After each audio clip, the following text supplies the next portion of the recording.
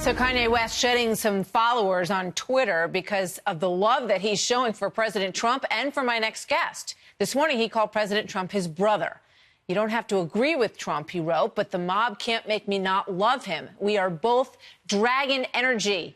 He is my brother. I love everyone. I don't agree with everything anyone does. That's what makes us individuals. And we have the right to independent thought, to which President Trump replied, "Thank you, Kanye. Very cool." It seems Kanye is okay with two terms for the president, but he also tweeted a look into the future at his own run with this cryptic 2024.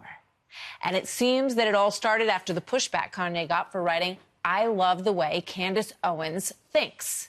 Here now is Candace Owens, Communications Director of Turning Point USA. Candace, good to see you tonight. Thank you very much for being with us this evening. I want to put up a tweet that you wrote. You said the masters control everything, including who blacks and even are allowed to like. Kanye tweeted 7 words, and they jumped up and told blacks that they must immediately revolt. How many of you jumped up and did that? How many of you have your minds enslaved? Tell me about writing that. It's just the truth. It's what I've been preaching about long before Kanye wrote this 7-word tweet that broke the internet, is that they enslaved our bodies, the Democratic Party, but today they have enslaved our minds. They have told us who we must love, who we must hate, what we must think, what ideas are unacceptable. And in the long run, it just doesn't add up. Listen, I think differently. Kanye West thinks differently. I can guarantee you if he and I get in the same room, we will have a lot of disagreements. But the one thing that we will celebrate is our right to think differently. I don't understand what's so controversial for the left to understand this. The way that they have demonized him in the last 72 hours is almost sickening, but at the end of the day, it's going to have adverse effects. I can guarantee you that. Well, Kim Kardashian seems a bit concerned about it. She tweeted to the media, trying to demonize my husband. Let me say this. Your commentary on Kanye being erratic and his tweets being disturbing is actually scary. So quick to label him as having mental health issues just by being himself. He's always been expressive. It's not fair. I want to take a look at John Legend, too, because he is very upset. I love that great, brilliant artists have the power to imagine a better future, but artists can't be blind to the truth. Candace.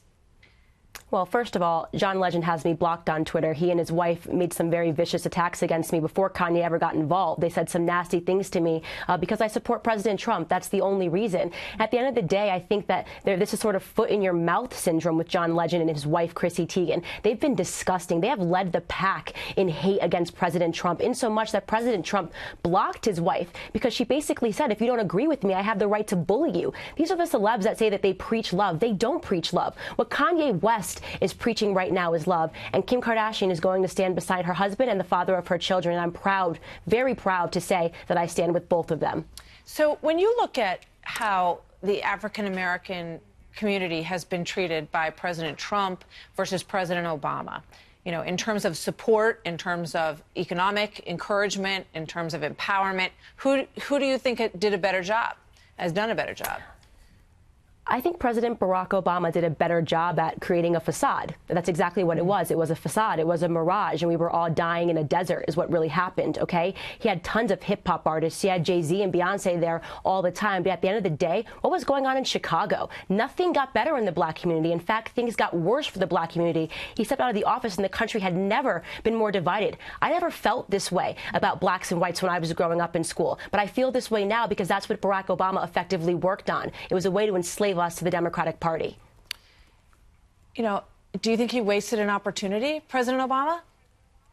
No, I think that he never really had power. At the end of the day, he never really had any power because he borrowed a lot of money to get into office. And at the end of the day, if you borrow money, they are the people that control your strings. On the other hand, we have President Donald Trump, and he's completely free because he walked in there as a billionaire, and they tried to demonize that. He became a billionaire because of capitalism and free markets, things that we should be celebrating in this country. That is what America is all about, the American dream, and anybody can do that. I'm so happy, again, to see that Kanye West is giving the American dream back to Black America.